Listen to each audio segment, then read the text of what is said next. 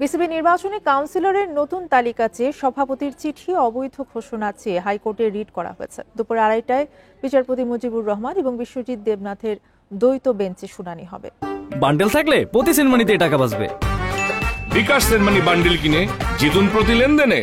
জেলা এবং বিভাগীয় ক্রীড়া সংস্থা থেকে কাউন্সিলরদের নাম জমা দেওয়ার শেষ দিন ছিল 17 সেপ্টেম্বর। 2 দফা বাড়ানোর পর আজ সন্ধ্যায় শেষ হচ্ছে সময়। এরই মধ্যে সভাপতি আমিনুল ইসলাম বুলবুলের স্বাক্ষরিত এক চিঠিতে কাউন্সিলর হিসেবে জেলা এবং বিভাগীয় ক্রীড়া সংস্থার অ্যাডহক কমিটিগুলো থেকে সদস্যদের নাম যেভাবে চাওয়া হয়েছে তাতে গঠনতন্ত্রের নিয়ম মানা হয়নি। আগের ফর্মের পরিবর্তে বিসিবি থেকে নতুন ফর্মও পাঠানো হয়। রবিবার কাউন্সিলরদের নাম পরিবর্তনের এই প্রক্রিয়ার কটু সমালোচনা করেছেন সাবেক অধিনায়ক তামিম ইকবাল। বিসিবি নির্বাচন ঘিরে দুই প্রার্থী আমিনুল ইসলাম বুলবুল এবং তামিম ইকবালের লড়াই কেন্দ্র করে সরগরম দেশের ক্রিকেট আঙ্গন। নির্বাচনের ভোট গ্রহণ 6 অক্টোবর।